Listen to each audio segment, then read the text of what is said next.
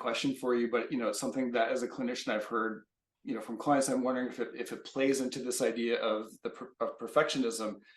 I'm kind of wondering if aging holds a special challenge here, right? When a lot of people start having sex, their bodies are young, working correctly, their conventional beauty might be at its height, let's say.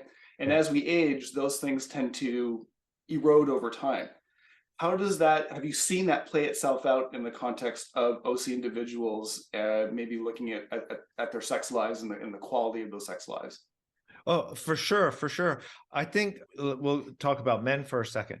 A lot of men who and women, when they have this rigid fixation, but of course it's born out of a culture that fetishizes youth too. So it's not, again, the society expects me to be sexually perfect is the fourth one, and so they're chasing after this sexuality that no longer is mirrors their particular place in their own life cycle.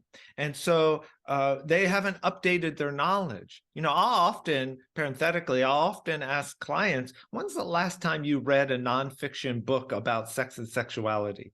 And the most common answer I get is, I've never read a book, right? And yet people spend thousands of dollars on their personal development, spiritual development, professional development, and nothing on their sexual development, despite the fact that they're sexual beings 24/7, and that what was true for them in their 50s and 60s is certainly not going to be true for them in their 20s and 30s. So updating one's sexual knowledge is important.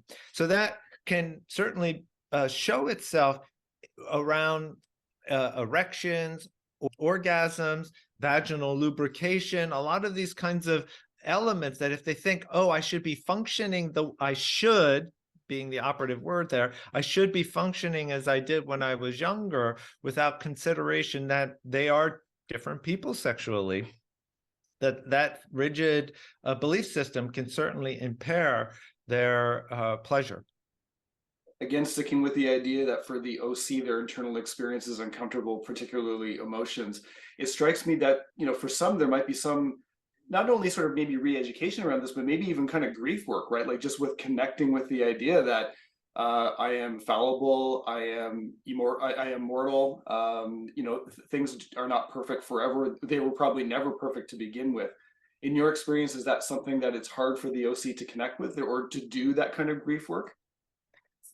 Yeah, and sometimes it's not only the grief, but the willingness to experience the anger associated with the belief systems that have been that they've been forced to adopt as a matter of survival. And I think like the purity movement of the 90s, where a lot of teen boys and girls were told that essentially sex is bad, sex is evil, sex is full of problems, you have to avoid impure thoughts, all of that. And if you're particularly OC biotemperamentally, you may have really attached to those rules, and then one day you say I do, and they're told you should immediately start enjoying sex. Now it's safe, now it's fun, now it's start procreating, all of those things. And that transition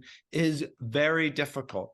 And so by the time I see them as a sex therapist, they may have already navigated through their 20s and maybe into their 30s. They may have had a child or two, but their sex with their partner has been overrun by problems because of that old domestication that they experience. And sometimes it's okay to get angry at that history, and to reclaim what I euphemistically call your divine inheritance, which is to enjoy your body and to enjoy the bodies of other consenting adults.